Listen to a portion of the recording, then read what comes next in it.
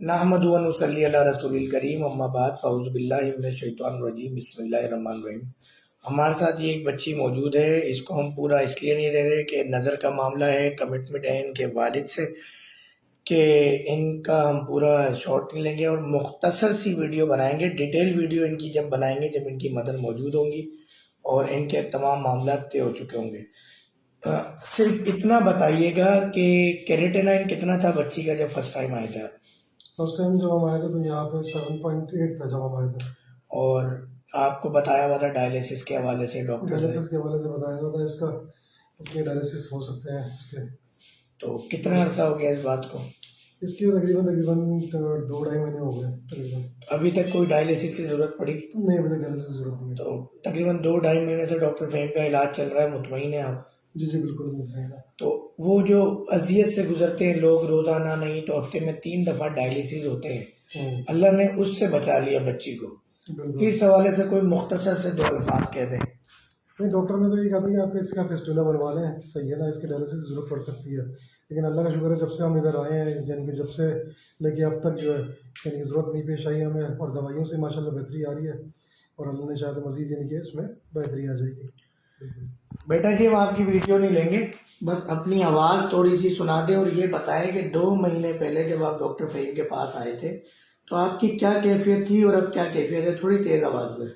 पहले थोड़ी सी सही भी लगी थी तबीयत, लेकिन जब से इनका इलाज हुआ तो है ना बहुत अच्छी तबीयत हो गई है। अब मेरा तबीयत ठीक है। कोई और बात, क्या तबीयत ख़राब होती थी पहले, क्या फीलिंग थी?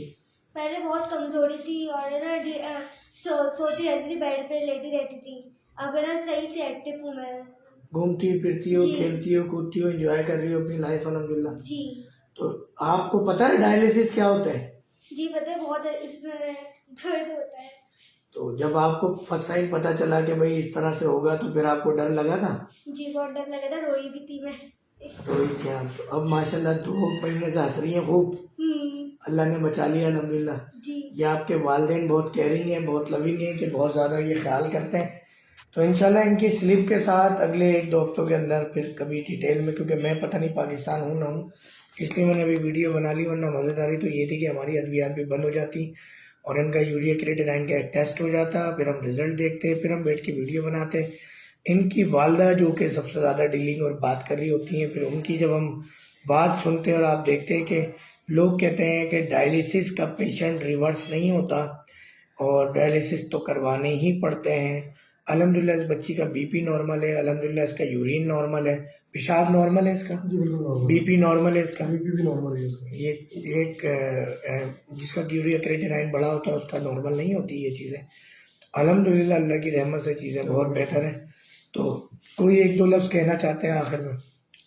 बस यही था, कहते हैं जिसकी यानी कि फर्स्ट टाइम जब ये एडमिट हुई, जिसकी इसकी तबीयत ख़राब हुई थी, तो उस टाइम पे इसकी दाऊ वाले ने इसके 3 डायलिसिस कर दिए थे। उसके बाद फिर हम SIUD गए, फिर वहाँ पे भी यानी कि इसकी तबीयत वैसी की वैसी रही, नॉर्मल की तरफ नहीं आ रही थी। जब भी हम फ़हीम साहब के पास आए और फ़हीम साहब के पास आने के बाद से लेकर अब तक माशाल्लाह जो है स्टेबल है और कंडीशन बेहतर है माशाल्लाह से, और पहले से यानी कि बेहतर तौर पे नज़र आ रही है। यानी आप डायलिसिस करवाते हुए आए थे और पहले दिन ही डायलिसिस से छुटकारा मिल गया अल्हम्दुलिल्लाह? हाँ बिल्कुल। और अब बच्ची बिल्कुल एक्टिव है और नॉर्मल है अल्हम्दुलिल्लाह।